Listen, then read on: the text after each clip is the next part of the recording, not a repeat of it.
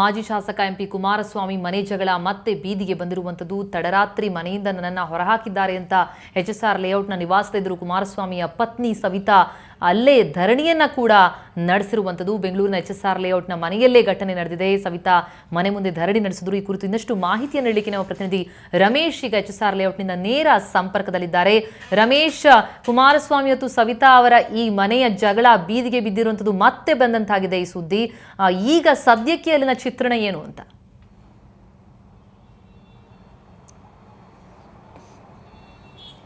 ಪ್ರತಿಮಾ, ಏನು ಮೂಡಿಗೆರೆ ಶಾಸಕ ಇದ್ದಂಥ ಮಾಜಿ ಶಾಸಕ ಕುಮಾರಸ್ವಾಮಿ ಅವರ ಸಂಸಾರದಲ್ಲಿ ಮತ್ತೆ ಒಡಕು ಶುರುವಾಗಿರುವಂತಹದ್ದು ಕೆಲ ದಿನಗಳ ಹಿಂದಷ್ಟೇ ಈ ಜಗಳ ಗಂಡ ಹೆಂಡತಿ ಜಗಳ ಬೀದಿಗೆ ಬಂದಿತ್ತು. ಆದರೆ ಸವಿತಾ, ಕುಮಾರಸ್ವಾಮಿ ಅವರ ಪತ್ನಿ ಸವಿತಾ ಮಾಡುವಂಥ ಆರೋಪನೆಂದರೆ ಕುಮಾರಸ್ವಾಮಿ ಅವರಿಗೆ ಬೇರೆ ಬೇರೆ ಸಂಬಂಧಗಳಿದೆ, ಅದರಿಂದಾಗಿ ತಮ್ಮ ಮನೆಯಲ್ಲಿ ಸಾಕಷ್ಟು ಜಗಳಗಳು ನಡೀತಾ ಇದೆ ಅನ್ನುವಂಥ ಒಂದು ವಿಚಾರ ಇತ್ತು. ಆ ಸಂಬಂಧಪಟ್ಟಂತೆ ಅಂದರೆ ಒಂದು ವರ್ಷದ ಹಿಂದೆ ನಡೆದಂಥ ಈಗ ಗಲಾಟೆಗೆ ಸಂಬಂಧಪಟ್ಟಂತೆ ಹಿರಿಯರೆಲ್ಲ ಸೇರಿ ಒಂದು ಸಮಾಧಾನ ಮಾಡಿ ರಾಜ್ಯ ಪಂಚಾಯತಿ ಮಾಡಿ ಮತ್ತೆ ಅವರ ತಾಯಿ ಸವಿತಾ ಅವರ ತಾಯಿ ಕೂಡ ಇದರಲ್ಲಿ ತುಂಬ ಮುಖ್ಯವಾದ ಪಾತ್ರ ವಹಿಸಿದ್ರು ಅಂತ ಆರೋಪ ಇತ್ತು. ಎಲ್ಲವನ್ನೂ ಕೂಡ ಸಮಾಧಾನ ಪಡಿಸಿ ಮನೆಯಲ್ಲಿದ್ದರು. ಆದರೆ ಮತ್ತೀಗ ಜಗಳಕ್ಕೆ ಶುರುವಾಗಿರುವಂತಹದ್ದು ಕಳೆದ ಒಂದು ವಾರದಿಂದ ಕುಮಾರಸ್ವಾಮಿ ತನ್ನ ಮೇಲೆ ಹಲ್ಲೆಯನ್ನು ಮಾಡ್ತಿದ್ದಾರೆ, ಮತ್ತೆ ಜಗಳ ತೆಗೆದಿದ್ದಾರೆ ಅಂತೇಳಿ ನಿನ್ನೆ ಮನೆಯಿಂದ ಹೊರಗಡೆ ಬಂದಿದ್ರು. ಮತ್ತೆ ನಿನ್ನೆ ಕುಮಾರಸ್ವಾಮಿ ಕೂಡ ತನ್ನ ಮನೆಗೆ ಬೀಗ ಹಾಕೊಂಡು ಹೋಗಿದ್ರು. ಹಾಗಾಗಿ ನನ್ನ ಮನೆ ಒಳಗೆ ಹೋಗ್ಲಿಕ್ಕೆ ಸಾಧ್ಯ ಆಗ್ತಾ ಇಲ್ಲ ಅಂತೇಳಿ ನಿನ್ನೆ ರಾತ್ರಿ ಇಡೀ ಸವಿತಾ ಒಂದು ಪ್ರತಿಭಟನೆಗೆ ಮುಂದಾಗಿದ್ರು.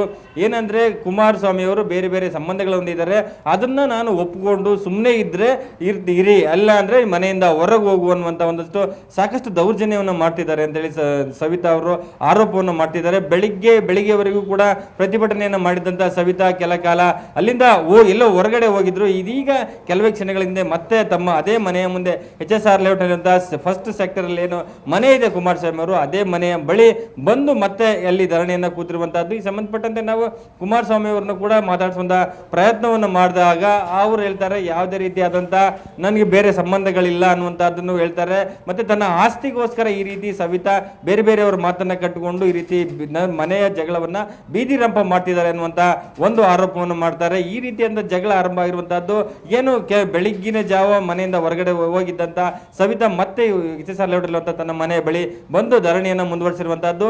ಈ ಸಂದರ್ಭದಲ್ಲಿ ಹೇಳಿಕೆ ಏನಂದ್ರೆ ಅವ್ರನ್ನ ಫೋನ್ ಮೂಲಕ ನಾವು ಸಂಪರ್ಕ ಮಾಡಿದ ಸಂದರ್ಭದಲ್ಲಿ ಹೇಳ್ತಾರೆ, ಕೆಲ ದಿನಗಳ ಹಿಂದೆ ನವೆಂಬರ್ 14ನೇ ತಾರೀಕು ಧರ್ಮಸ್ಥಳಕ್ಕೆ ಹೋಗಿದ್ವಿ, ಗಂಡ ಹೆಂಡತಿ ಈ ಟೈಮಲ್ಲಿ ಕೂಡ ಅವ್ರನ್ನ ಆಣೆ ಮಾಡಿದ್ರು, ಬೇರೆ ಯಾವ ರೀತಿಯಾದ ಸಂಬಂಧವನ್ನು ನಾನು ಹೊಂದುವುದಿಲ್ಲ, ಇಲ್ಲೇ ಇರ್ತೇನೆ, ಈ ರೀತಿ ತನ್ನ ಆದಂತಹ ಜಗಳ ಅಂತ ಸಂಬಂಧಪಟ್ಟಂತೆ ಆಣೆಯನ್ನ ಮಾಡಿದ್ರು.